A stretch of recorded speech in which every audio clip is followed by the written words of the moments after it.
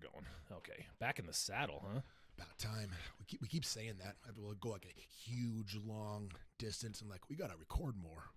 Yeah. Well, when was the last time we posted? Was it before Christmas? Probably. That's a decent enough excuse, though. I guess. Yeah, right. The holidays, and then right? my voice sucked last week. Yeah, that was your voice did. It still kind of sucks. Still pretty bad. It's like 80%. Yeah, I wonder what happens with that. Like, I'm serious. I like, didn't even get sick. I know. Neither did I. I remember we were presenting at the sex offender task force one time, and it was on something cool too. And I lost my voice. And dude, I was like gargling honey and I can't remember what it was. It was a mixture of honey and something else. Tricks, yeah. And I'd get my voice back temporarily, and then I'd lose it again. You know what I mean? Like it comes back for like 10 minutes. Yeah, and then it goes away. And then you're like, I love to get it by you, like whispering. You know? Yeah. You just have to be a creep. That's the only. My clients leaned into that quite a bit. They're like, "Oh, are we being secretive now? What you Yeah. gotta tell me, man? Yeah. Shut up." You're all, are you ready for your session? Yeah. Like, Yeah. You followed up with a breath. Yeah. Are you ready for your session? You're like, oh my God. Why would you need to do that? Yeah, That's I don't awesome. know. Yeah, that's funny. Well, yeah. So, we got a few different things here, but what was the you brought in some material we wanted to look at today, huh? Right. Yeah. So today, I want to scroll up so I can get the top of that title. Or is that the top of it? Okay. Yeah. Breaking news. All Here. right. Let's share with our folks on YouTube here so they know what's going on. Excellent. All right. So this is actually a little bit of a follow-up. We briefly touched on this several months ago, but Representative Luna introduces legislation to impose harsher sentences on child sexual predators. So let me knock out the first couple paragraphs here, and then I got some things to discuss. So today, Congresswoman Anna Paulina Luna, Florida, I guess. Of course, Florida. Introduced 3 pieces of legislation that would amend Title 18 of the United States Code to impose harsher penalties and mandatory minimums, including the death penalty and life in prison for criminals found guilty of crimes related to child pornography, child trafficking, and sexual abuse of adults. And then she goes on record as saying, for far too long, predators have received inadequate sentences that do not reflect the severity of the horrible crimes they have committed. Today, I am taking a step forward to get real justice for the victims of these abusers. And then just kind of when I was looking at I was like, well, what are we talking about here? Mm-hmm. And it's talking about mandating the death penalty or life imprisonment for those convicted of producing, distributing, or possessing child pornography involving the sexual. I'm kidding. Jokes, everybody. Yeah. That's a solid sound effect. So, yeah, this was what got my attention. So when it comes to like death penalty arguments, like typically, at least as far as I know, in the modern era, that's been reserved for like murder. Mm-hmm. And I think that the death penalty is on the books as like a possible consequence of treason, I think. But in my lifetime, all I've ever heard of are people getting the death sentence for when they've committed some grisly murder. Right. So this is kind of new. And yeah, because this would be, I mean, there's no implication in any of those that the person would be like, they would have to kill anybody. Like nobody would have to die as a result of any of those things. Right. Yeah. And I mean, I know there's kind of a taboo against like ranking sexual offenses in terms of like a hierarchy of severity, but just on the low end of possible of offenses that would be punishable by death would be even something like possession of child pornography. Mm-hmm. And this is where I have to make sure I'm being clear that this isn't to minimize the impact that can have on victims of it. You're taking it easy on child pornographers. Yeah, huh? Here we go. Yeah. Okay, yeah, I see how it is. Yeah. Everybody, Jeff's email is jeff@gothwhore.com. So that's a domain. Yeah.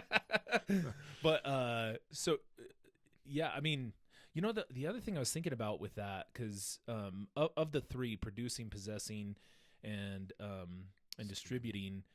I mean, producing seems like the worst, right? Yeah. And it almost, you're kind of checking off two, almost all three, because not only you're producing it, you're doing that for the purposes of distributing it, but then of course you have to possess it in the interim, right? Right. Regardless. So that seems like the trifecta. But the possession one and the distribution one has always confused me a little bit, only because if you noticed, a lot of this is usually our federal clients, because with the and in Utah, I got to give a shout out to our polygraph examiner, Ed Cook. He corrected me. There's because in Utah they don't call it child pornography. That's not the CSAM now. No. CSAM, yeah, but the actual charge is sexual exploitation of a minor, right?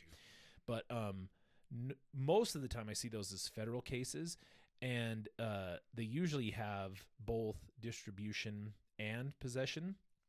But it's a matter of how they're gaining access to it, because they usually do it through like a torrent account, and it's going on to some sort of like a peer-to-peer network, which in order to use that, they kind of have to have an upload as well. And that's where a lot of times I've seen that they get them for the distribution, even though uploading would be distribution. Well, right. But there's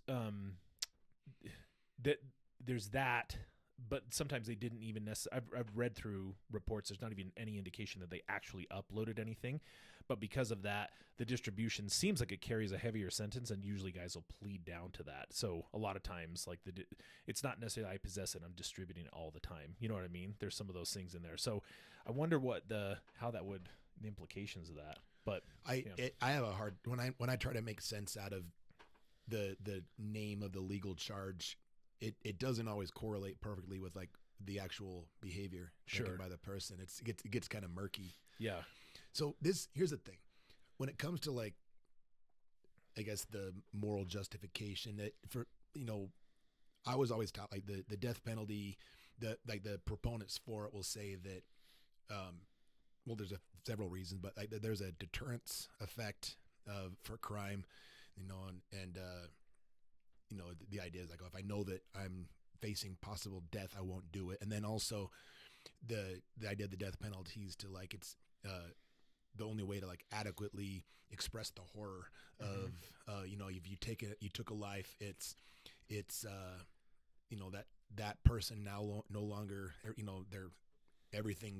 it's a wrap for that person. And that like the only adequate punishment for them would be to take their life in turn. And so when I'm pushing back against the death penalty for some of these cases, I'm not necessarily making an argument. I'm not trying to yield compassion for the offender necessarily. Mm-hmm. And I mean, on a personal level, I work with a lot of these dudes. I don't want them to die either. So on a personal level, I don't want them to die. But my main argument comes from like the implications of how the victim might perceive things. Mm-hmm. And so I just want to run a couple ideas by you and see how it stacks up.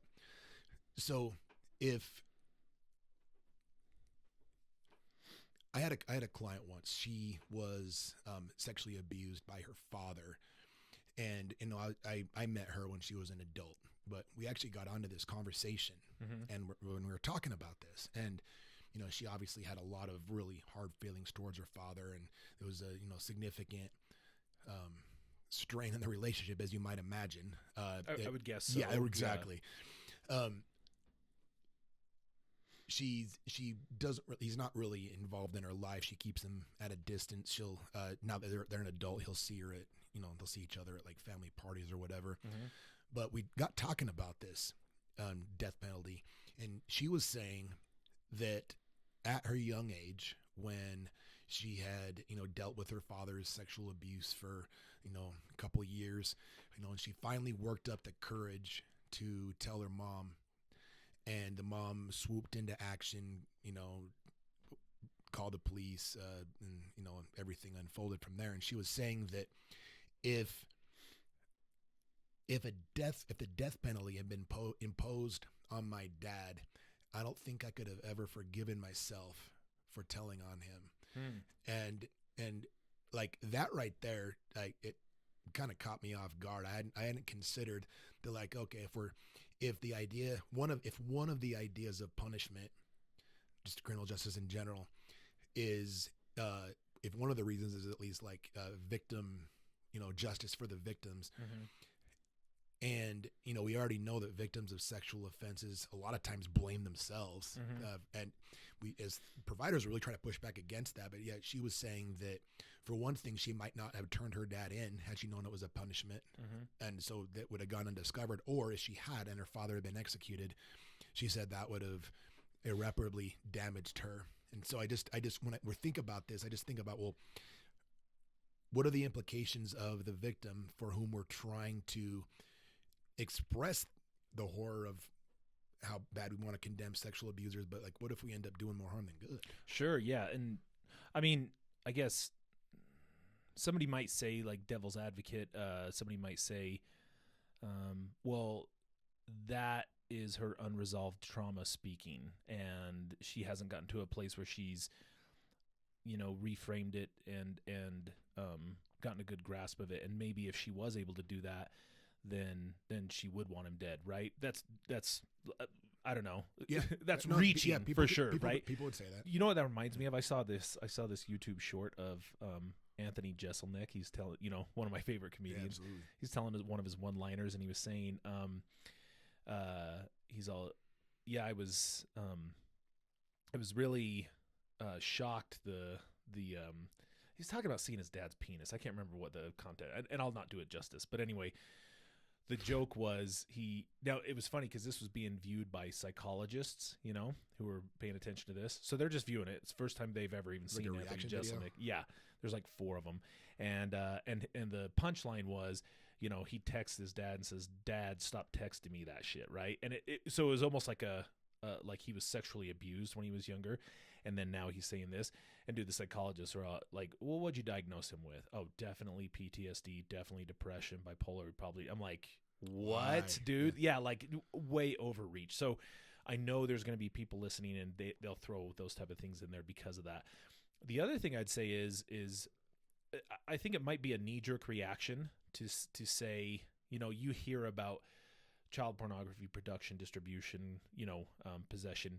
And of course, I think a knee-jerk response is, man, I wish all those people were dead, right? That's like a lot of what enters into people's minds.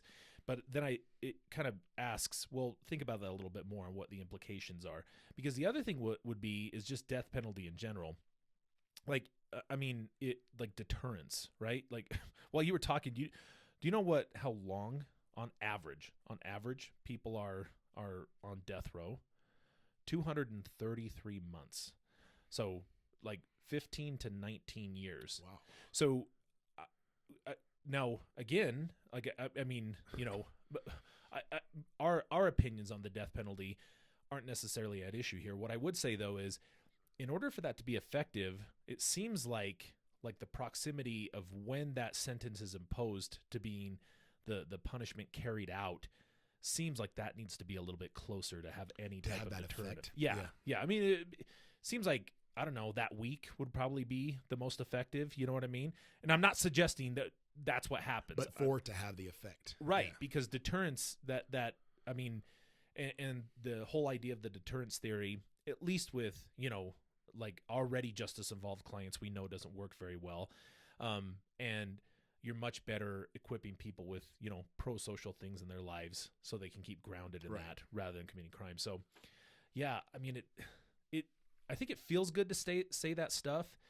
And the other thing is, do you want to disagree with legislation? Do you want to be on the other side saying, right? Do you know what I mean? Yeah. So part of this feels like if I'm a legislator and I throw something out there that is, hey, we're not punishing, sex offenders who have used child pornography or distributed it, we need to have harsher punishments. And you're the other side of the aisle? Right, exactly. Like, that's super hard to argue against, just at face value. You know what I mean? Yeah, exactly. So I don't quite know where to go with that, because people are going to misinterpret what your intentions are, and that they might assume that you, the provider, if you're making the rebuttal against it, that you're like idealistic bleeding heart that can't see the big picture. We get, charmed by our clients and don't see the true harm of victim impact. And so they're like, I'm just guessing, but Sure. I think those would be a lot of the presuppositions that people would have. And that's why if, Representative Luna happens to stumble across Guerrilla Social Work Podcast. Oh yeah. Hop on. Yeah. Oh, we have her. Is it a he or she? She. Okay, we have her booked. Yeah. Tune in, everybody. The other thing that I'd say, because part of this is, it does say mandatory minimums, including the death penalty and life in prison. To me, that also, I think another underlying issue is judges who impose, I guess what you could consider light sentences, right? And then what happens after that, right? I mean, you always hear about horrible, tragedies that come after a light sentence. So the judge will give them probation, for example, right? And I mean, the one thing is if you aren't aware, I don't think that judge is just basing that off of like, I don't know, the color of the dude's tie that day. That I would assume, maybe this is me giving the benefit of the doubt, that the judge is basing that decision on maybe some research, right? And maybe what we know to be true about sex offenders and their recidivism. And maybe, best case scenario. But you only hear about the tragedies, right? So they get a life sentence, they put on probation, and they reoffend horribly, right? You don't hear about That's a good point. About the success stories, right? How many, for every horrible case, how many hundreds of success stories are there? And again, that speaks to just use caution when these things come up, because remember, your emotional empathy is triggered. And you have, again, making decisions on an emotional level. I don't think anybody should ever do that. And really start, saying, okay. And I'm not saying don't experience that, because of course you're going to experience emotion in relation to some of these cases. But then thinking on a more like an intellectual level, you don't have to be smart. That's not what I'm saying. I'm just saying use your cognitive abilities to really break that down. Look beyond the scope of just like the immediate feel-good reaction of right. That guy needs to be punished, needs to be killed. Exactly. Because then it just seems the bigger implications. Then it seems like the line between justice and retribution is like, really, some people might, it's the same thing. Yeah. But it seems like there should be a bigger wall between those two things. So. Right. I don't know. So that's what I have to say on that. Cool. Yeah. All right. Well, a little bit different format. We're letting them see behind the curtain a little bit. Trying to see some bite-sized episodes, right? Yeah. Is that what we're calling these? Yeah. Okay, cool. So, and you guys let us know. We'll post these. It'll be a little bit more frequent now too. Maybe. Ideally. Okay. See you next time, guys.